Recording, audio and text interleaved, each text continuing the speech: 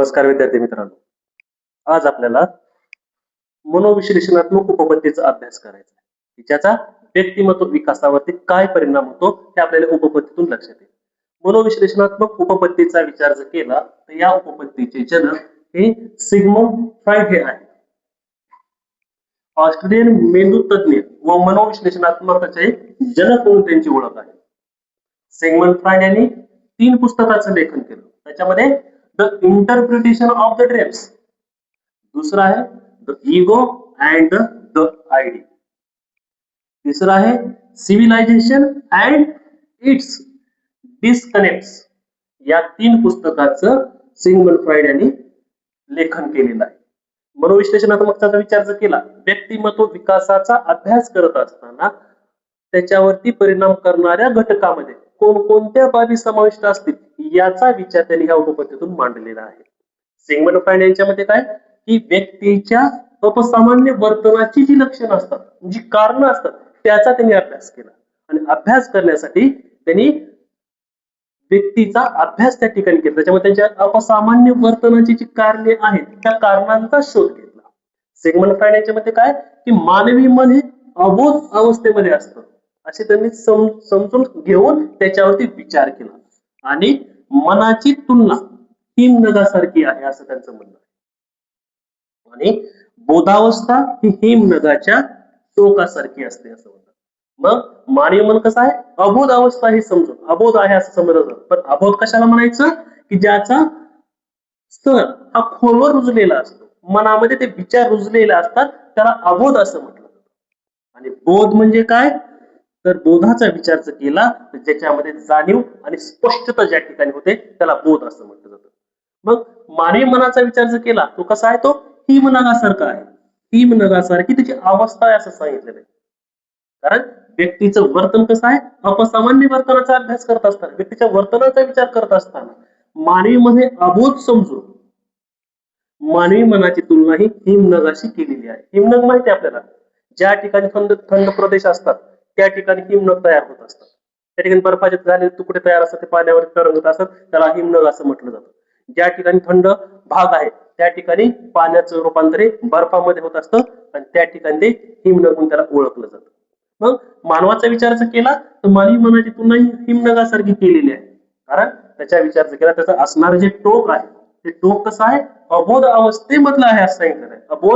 बोध अवस्था त्या हिमनगाच्या टोकासारखी आहे. म्हणजे राहिलेला जो इतर भाग आहे तो कसा आहे, अबोध स्वरूपाचा आहे आणि त्याचा टोक जे आहे ते बोध अवस्थेमध्ये समाविष्ट केलेला आहे. अशी अवस्था मानवी मनाची असते, त्याच्या वर्तनाची असते.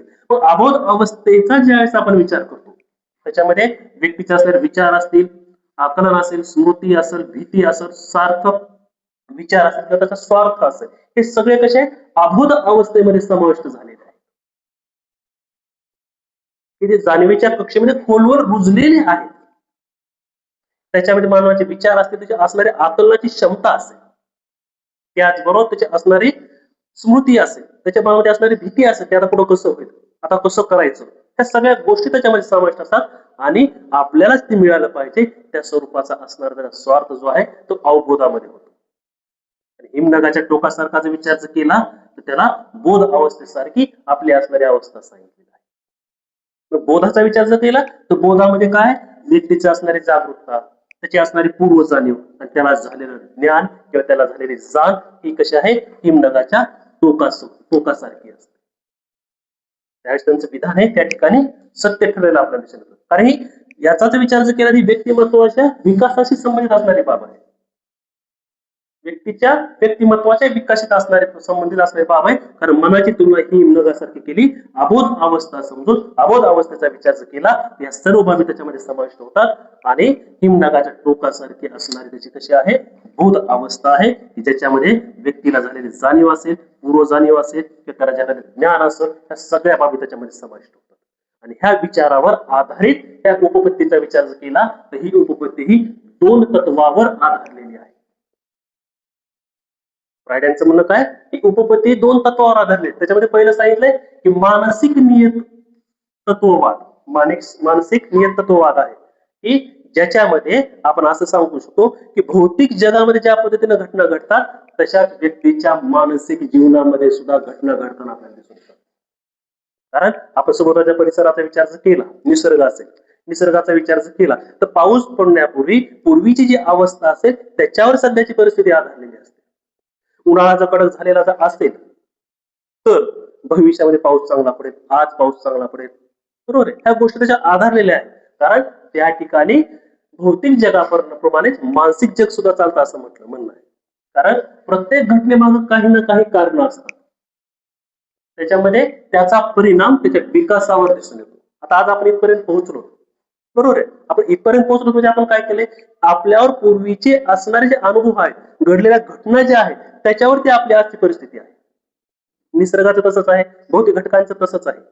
उन्हाळ्यामध्ये जर उष्णता चांगली झाली, वाफेचं रूपांतर वाफ जर चांगली झाली, त्याच्या ढगामध्ये रूपांतर झालं तर पाऊस पुढे चांगला पडू शकतो, बरोबर आहे. तसंच आहे, कारण पूर्वी घडलेली घटना आहे त्या घटनेवर इतर गोष्टी आधारलेल्या आहेत. तसंच मानवी मनाचं आहे, मानवाच्या मनावर ज्या पद्धतीचे परिणाम खोलवर रुजलेले आहेत, म्हणजे अबोधावस्थेमध्ये असतील किंवा बोधावस्थेमध्ये असतील, ज्या पद्धतीने विचाराची रुजवणूक झालेली आहे, ज्या पद्धतीनं त्याच्या मनावरती बिंबवलं गेलेलं आहे, त्याच्यावरच आधारित व्यक्तीचा व्यक्तिमत्व त्या ठिकाणी करून देतं, त्याचा परिणाम त्याच्या विकासावरती झालेला आहे. आपल्याला सांगतात, उदाहरणार्थ पडलेलं एखादं स्वप्न असेल तर आपल्याला स्वप्न पडतात, बरोबर आहे. स्वप्न कसे पडतात ही गोष्ट वेगळी, पण आपल्याला स्वप्न पडतात. पण हे स्वप्न पडत असताना आपल्या मनावरती एखाद्या गोष्टीचा खोलवर झालेला परिणाम ज्यावेळेस आपल्याला स्वप्नाच्या स्वरूपामध्ये तो दिसून येतो, तर आपण विचार करतो, खूप विचार करतो, ते आपल्या मनपटलावरती त्याचं चित्र बिंबवलं जातं आणि ते स्वप्नाच्या स्वरूपामध्ये येतं, आपल्या समोर येतं. स्वप्न दिवा स्वप्न सुद्धा असू शकतात किंवा भविष्याच्या दृष्टिकोनातून केलेला विचार जो असेल ते सुद्धा स्वप्नामध्ये येऊ शकतात. म्हणजे आपण ज्या गोष्टीचा वारंवार विचार करतो, जे आपल्या मनपटलावरती खोलवर रुजलेले असते, ते स्वप्नाच्या स्वरूपामध्ये आपल्याला दिसून येतं. ज्या पद्धतीने आपले विचार आहेत त्याच्यावरच आधारित आपलं वर्तन त्या ठिकाणी दिसून येतं. कारण वर्तनावर सुद्धा विचारांचा परिणाम झालेला असतो. कारण विचार सुद्धा आपल्याला काय करतात की आपण वागायचं कसं त्याची दिशा त्या ठिकाणी दिसून येतात आणि त्याचा प्रभाव आपल्याला इतर घटकावरती झालेला दिसून येतो. त्याला व्यक्तिमत्वाचा विकास म्हणतो. हा मानसिकतेचा भाग आहे, मनोविश्लेषणाचा भाग आहे. आणि बालकाचा विचार जर केला तर बालकाचा विचार करत असताना त्याच्या विकासामध्ये सगळ्यात मोठा जो वाटा कुणाचा असेल तर त्यांच्या पालकाचा असतो. कारण त्याच्या बालपणावरती त्यांनी कोणत्या पद्धतीची रुजवणूक केलेली आहे, कोणत्या प्रकारचे संस्कार त्याच्यावर केलेले आहेत, त्याला कुठल्या सुविधा उपलब्ध करून दिलेल्या आहेत, त्याच्यावर त्याच त्या ठिकाणी भविष्य निश्चित होताना दिसून येतं. जशी परिस्थिती असेल, जसं वातावरण त्याच्यासाठी तयार केलेलं असेल पालकाने, त्या पद्धतीवर त्याचं भविष्य त्या दृष्टीने बनताना आपल्याला दिसून येतं. त्याच्यावर आधारित त्याच्या व्यक्तिमत्वाचा विकास होताना दिसून येतो. कारण त्या सर्व गोष्टी पालकाच्या असणाऱ्या सुखसुविधावर आधारलेल्या आहेत असं म्हणू शकतो. कारण व्यक्तिमत्वाचा उदय जर होत असेल, त्याचा विकास जर होत असेल, बालकाच्या व्यक्तिमत्वाची जडणघडण जर होत असेल तर ती जडणघडण करत असताना पालकाची असणारी भूमिका, त्यांचा असणारा त्याच्यामध्ये असणारा सहभाग, त्यांचा असणारा वाटा, ह्या सगळ्या गोष्टी आपल्याला त्याच्यातून दिसून येतात. त्याला आपण मानसिक नियतत्ववाद असं म्हणू शकतो. कारण मानसिक नियतत्ववाद कसा आहे, भविष्यामध्ये एखादी घटना घडत असेल तर पाठीमागल्या घडलेल्या घटनांचा त्याच्यावरती परिणाम झालेला असतो. त्याला आपण मानसिक नियतत्ववाद असं आपण त्याला म्हणत असतो. आपण उपपत्तीच्या 2 घटकाचा विचार करतो आहोत. त्याच्यामध्ये मानसिक नियतत्ववाद बघितला आपण. की मानसिक नियतत्ववाद काय सांगतो की पूर्वी घडून गेलेल्या घटनांचा परिणाम व्यक्तीवरती होत असतो. आणि दुसरा तत्वाचा भाग आहे मनोलैंगिक अवस्था असं त्याला म्हटलं जातं. त्यालाच आपण इंग्रजीमध्ये physico sexual stage of development असं म्हणतो. कारण त्या स्टेज ज्या सांगितलेल्या आहेत त्याच्यावर सुद्धा व्यक्तीचं व्यक्तिमत्व कसं घडतं त्याचा आपण विचार करू. त्याच्यामध्ये मुलामध्ये जन्मापासूनच काही नैसर्गिक मानसिक ऊर्जा सामावलेल्या असतात. त्या व्यक्तीला जन्मापासूनच त्या ठिकाणी त्याला ऊर्जा प्राप्त झालेल्या असतात. त्याला लिबिडो असं म्हणतात. लिबिडोचा अर्थ काय की व्यक्तीमध्ये असणारी काम प्रेरणा, त्याला लिबिडो असं म्हटलं जातं. कारण याचा शरीराच्या विविध भागावरती परिणाम झालेला आहे. त्याचा विविध भागावरती परिणाम होतो. तर त्याच्या या 5 अवस्था सिग्मंड फ्राइड यांनी सांगितलेल्या आहेत. त्याच्यामध्ये पहिली अवस्था आहे, पहिली स्टेज सांगितलेली आहे मौखिक अवस्था, त्याला आपण ओरल स्टेज असं म्हणतो. ओरल स्टेजचा विचार जर केला तर जन्मापासून 1 वर्षाच्या कालावधीपर्यंत ही ओरल स्टेज चालत असते. त्याच्यामध्ये बाळाला स्तनपान करणे, विविध प्रकारच्या वस्तू चघळणे, आमटा तोंडामध्ये घालून चघळणे, त्याचबरोबर विविध प्रकारच्या वस्तू तोंडामध्ये टाकण्याची प्रक्रिया ही जन्मापासून 1 वर्षापर्यंत चालत असते. पण ज्यावेळेस त्याच्या ती गरज पूर्ण होत नाही त्यावेळेस व्यक्ती काय करतो, नख कुरतडण्याची क्रिया करतो. तोंडात बोट घालणे, नख कुरतडणे, धूम्रपान करणे आणि इतरांना टोमणे मारून बोलणे, अशा प्रकारची प्रक्रिया त्या ठिकाणी होत असते. म्हणजे त्याला आपण फिक्सेशन असं देखील म्हणू शकतो.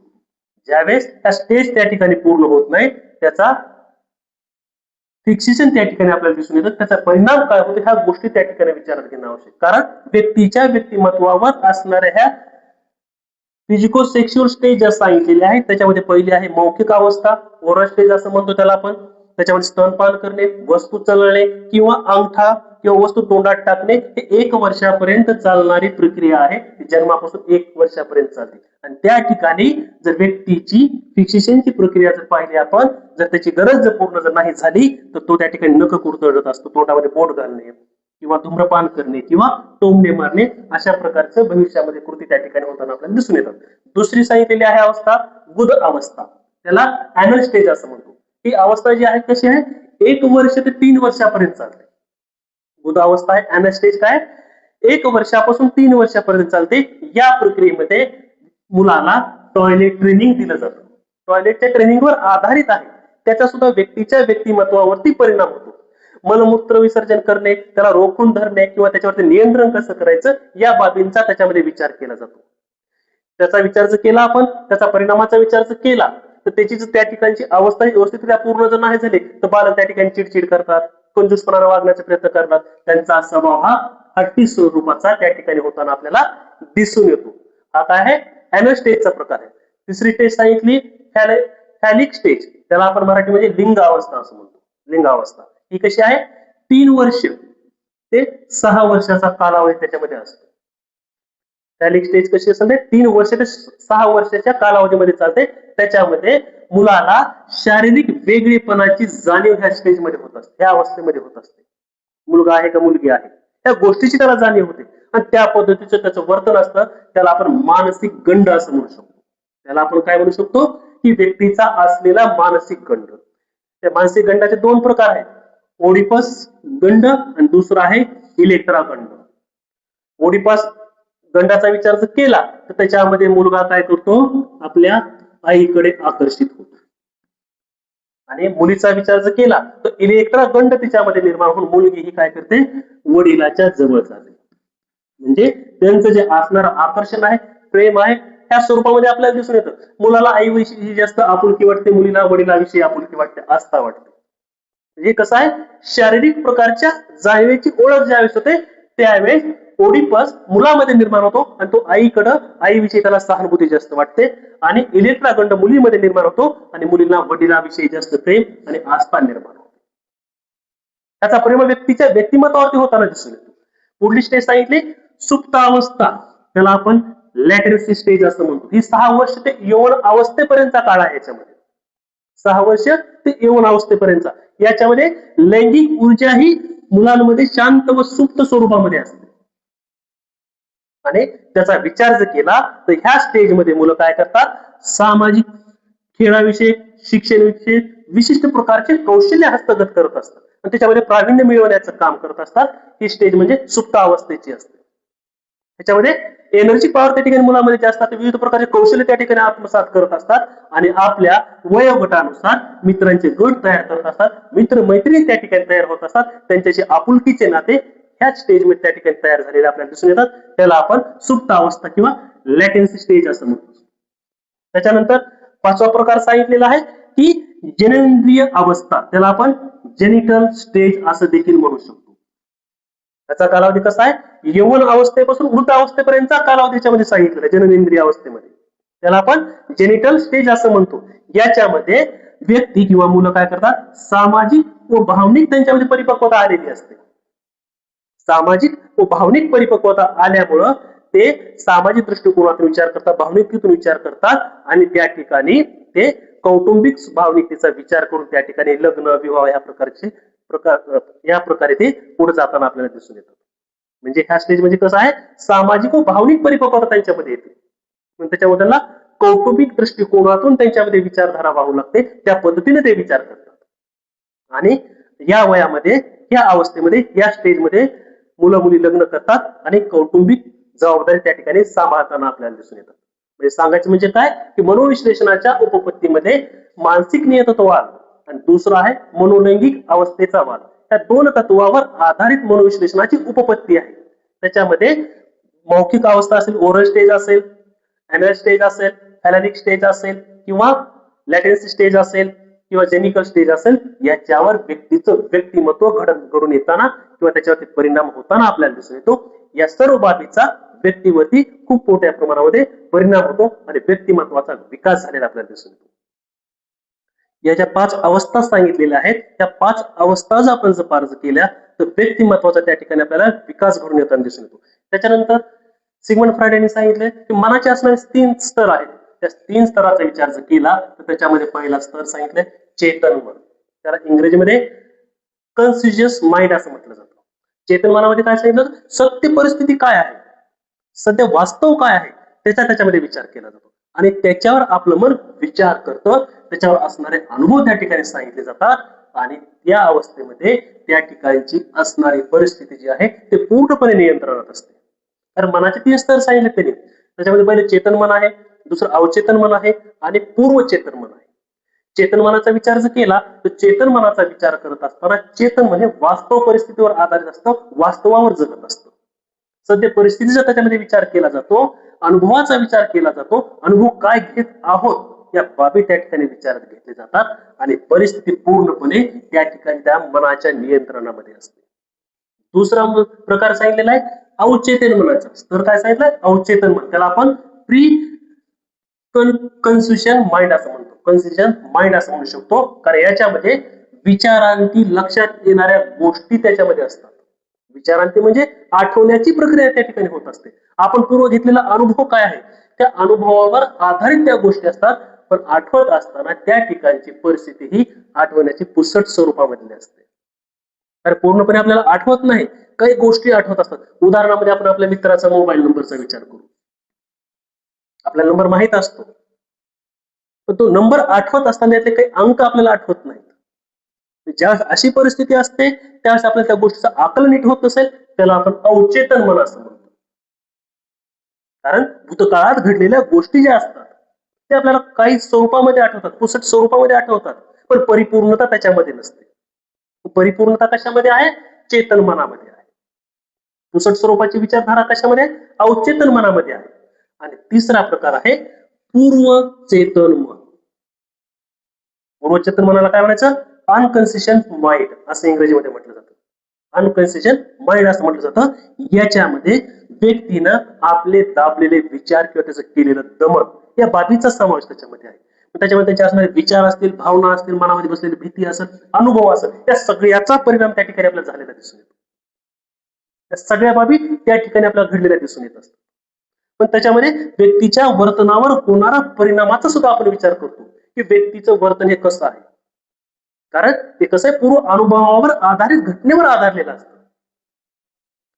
अंधार पडलेला आहे, अंधारात जाताना आपल्याला भीती वाटते. भीती का वाटते, लहानपणी म्हणा, पूर्व अनुभवाच्या आधारावर म्हणा, त्या ठिकाणी जात असताना आपल्याला एखादी घटना घडलेली असेल तर आपण अंधाराची आपल्याला भीती वाटते. अंधारामध्ये चोर येतात, चोरी करून जातात, मनामध्ये बसलेली भीती असते.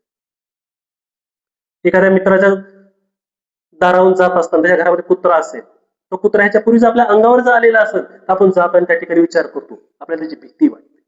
हे कसं आहे, पूर्व अनुभवावर आधारित आपलं वर्तन त्या ठिकाणी असतं. आपल्याला तिथून जाताना भीती वाटत असते. हे कसं, आपले पूर्वीचे आलेले अनुभव असतात, ते पूर्व मनामध्ये जडलेल्या ज्या गोष्टी असतात त्याचा परिणाम आपल्या वर्तनावरती होतो. म्हणजे मनाचे असणारे जे स्तर आहेत, मनाचे असणारे जे भाग सांगितले, चेतन मन, अवचेतन मन, पूर्वचेतन मन, ह्याच्यावर व्यक्तीचं व्यक्तिमत्व घडत असतं. आणि याच्यातूनच सिगमंड फ्रायडने सांगितलंय की व्यक्तीचं व्यक्तिमत्व नियंत्रणात ठेवण्यासाठी 3 घटक असतात, 3 बाबी त्यांनी सांगितलेल्या असतात की व्यक्तीचं वर्तन कसं घडून येतं. तर त्याच्यामध्ये पहिला सांगितलं इदम सुप्तात्मा, त्याला इदम असं म्हटलं जातं. कारण हे काय करतं, व्यक्तीचं नियंत्रण कुठल्या स्वरूपामध्ये आहे, व्यक्तिमत्व कसं नियंत्रणामध्ये येतं, कसं उदयाला येतं, त्याच्यावर आधारित या बाबी सांगितले. त्याच्यामध्ये पहिलं सांगितलं होतं इदम, त्याला आपण सुप्त आत्मा असं म्हणतो. कारण ह्याच्यावरच असणारं मनोविश्लेषणाची उपपत्ती त्या ठिकाणी आपल्याला दिसून येते की व्यक्तिमत्वाचा विकास कसा झालेला आहे हे त्या उपपत्तीमध्ये सांगितलेलं आहे. तर परीक्षेच्या दृष्टीनं अत्यंत महत्वाचा असणारा भाग आहे. ह्याच्यावरती प्रश्न त्या ठिकाणी विचारले जातातच. मग टीईटी असेल, सीटीईटी असेल, पुन्हा त्याच्यानंतर सेट असेल, नेट असेल, कोणतीही परीक्षा जरी असली त्याच्यावर त्या ठिकाणी प्रश्न हा हमखास विचारला जातो. त्या दृष्टिकोनातून खूप महत्वाचा भाग आहे. कारण ह्याच्यामध्ये मनोविश्लेषणाचा विचार केला, त्याच्यावर आधारलेली उपपत्ती. त्याच्यामध्ये असं सांगितलेलं आहे की इदम, त्यालाच आपण सुप्तात्मा असं म्हणू शकतो, त्यालाच आपण आयडी असं देखील म्हणू शकतो. म्हणजे वेगवेगळ्या नावाने त्याला ओळखत असतो. इदमचा विचार जर केला तर त्याच्यामध्ये जैविक शक्तीचं भांडार असतं. मुलामध्ये काय आहे की जैविक शक्तीचं भांडार आहे, त्या भांडारावर आधारित असणारी ही प्रक्रिया आहे. त्याच्यावर ह्या गोष्टी त्या ठिकाणी चालत असतात. कारण ही प्राथमिक स्वरूपाची प्रक्रिया चालत असते आणि प्राथमिक स्वरूपाची प्रक्रिया चालत असताना याच्यामध्ये बालक फक्त स्वतःचाच विचार करतो, स्वतःपुरताच विचार करतो आणि त्याच्यामधून त्याला त्वरित त्याची पूर्तता होणं अपेक्षित आहे. त्याचा रिझल्ट लगेच आपल्याला मिळाला पाहिजे. ते फक्त आपल्यासाठीच आहे आणि आपल्याला निगडीत असणाऱ्या गोष्टी त्या ठिकाणी आपल्यासारख्याच घडल्या पाहिजेत याचा विचार करतो. उदाहरणामध्ये वर्गामध्ये बसलेली विद्यार्थिनी आहे राणी नावाची. राणीला भूक लागते, समोर तास चालू आहे, सर शिकवतात, सगळे मुलं लक्ष देत आहेत, पण राणीला काहीतरी भूक लागली. भूक लागली म्हणल्यास काय करावं लागेल, जेवावं लागेल. मग राणी त्या ठिकाणी काय करते, सरांचा विचार करत नाही, शिक्षणाचा विचार करत नाही, अध्यापनामध्ये काय चालू याचा विचार करत नाही, तर त्या ठिकाणी काय करते, सरळ ते डबा उघडते आणि जेवायला चालू करते. त्या ठिकाणी काय झालं, त्याला फक्त स्वतःपुरताच विचार केला, त्याला आपण इदम म्हणतो, सुप्त आत्मा असं म्हणतो. त्याच्यानंतर दुसरा आहे अहम. त्याला अहम या शब्दालाच पर्यायी शब्द आहे बोधात्मा, त्यालाच इंग्रजीमध्ये युगो असं म्हटलं जातं. त्यालाच इंग्रजीमध्ये युगो असं म्हटलं जातं. कारण अहमचा विचार जर केला त्याच्यामध्ये वास्तविक जीवनावर आधारित तत्वाचा समावेश आहे. त्याच्यामध्ये योग्य काय आहे, अयोग्य काय आहे याचा विचार त्याच्यामध्ये केला जातो. त्याचबरोबर त्या ठिकाणी परिस्थितीला अनुसरून त्या ठिकाणी निर्णय घेतला गेला जातो. त्याच्यावर आधारित असणार अहमाची ही मनाचे असणारा घटक आहे, व्यक्तिमत्वाचा असणारा महत्वाचा घटक आहे. उदाहरण याच्यामध्ये जो आपण घेऊ शकतो की राणीला भूक लागलेली आहे, तो भूक लागल्यानंतर काय केलं पाहिजे, या ठिकाणी योग्य काय आणि अयोग्य काय याचा त्या ठिकाणी विद्यार्थी विचार करतो, राणी विचार करते. जर आपण वर्गामध्ये बसून जर जेवण जर केलं, भूक तर लागली, जेवायला जर सुरुवात जर केली तर आपल्याला सर रागवतील, सर आपल्याला शिक्षा करतील, याची भीती तिच्या मनामध्ये असते. दुसरा भाग, सर जो भाग शिकवत आहेत, अध्यापन करत आहेत, तो पुन्हा आपल्याला ऐकायला भेटणार नाही, ती संकल्पना पुन्हा आपल्याला कोणी समजून सांगणार नाही, या गोष्टीची पुन्हा भीती तिच्या मनामध्ये असते. तो भाग पुन्हा आपल्याला पाहायला मिळणार नाही, या दृष्टिकोनातून विचार अहम या टप्प्यामध्ये केला जातो. व्यक्तिमत्वाच्या घटकामध्ये त्याचा विचार केला जातो. म्हणजे याच्यामध्ये काय केलं जातं, समोरच्या व्यक्तीचा विचार केला आहे की ती व्यक्ती आपल्याला रागावेल, भूक तर लागलेली आहे, जेवण तर करणं अपेक्षित आहे, तो वर्गामध्ये अध्यापनाचं काम चालू, महत्वाचा भाग चालू, तो शिकवत असताना पुन्हा तो आपला भाग जर राहिला तर आपल्याला कोणी शिकवणार नाही. दुसरं, जेवण करायला सुरुवात केली तर सर आपल्याला किंवा मॅडम आपल्या जे आहेत ते आपल्याला रागवतील, शिक्षा करतील, याची भीती या अवस्थेमध्ये आपल्याला दिसून येते. त्यानंतर तिसरा घटक सांगितलेला आहे पराहम, त्यालाच आपण विवेकात्मा असं देखील म्हणतो. पराहम म्हणतो, विवेकात्मा म्हणतो आणि इंग्रजीमध्ये सुपर इगो असं म्हटलं जातं.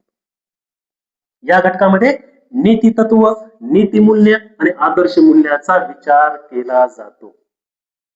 आपल्याला कोण चांगलं म्हणेल, कोण वाईट म्हणेल, समोरच्याला काय वाटेल, त्याची मानसिकता काय होईल, या सगळ्या बाबीचा विचार या ठिकाणी केला जातो. कारण या ठिकाणी सुद्धा वर्गामध्ये राणीला भूक लागलेली आहे, पण भूक लागलेली आहे पण वर्गामध्ये अध्यापनाचं काम चालू, सर शिकवत आहेत, मॅडम शिकवत आहेत, महत्वाचा भाग शिकवायला चालू आहे. मग जर आपण जर जेवायला जर सुरुवात केली तर सरांना काय वाटेल, मॅडमला काय वाटेल, त्याच्या मानसिकतेचा विचार केला, त्यांच्या भावनेचा विचार केला. हे कशामध्ये येतं, त्या ठिकाणची असणारी नीतिमूल्य म्हणा, आदर्श मूल्य म्हणा, नीती तत्व म्हणा, भावनिकता म्हणा, ह्या सगळ्या बाबी त्याच्यामध्ये येत असतात. कारण ह्याच्यामध्ये काय केलं, दुसऱ्याचा विचार केला.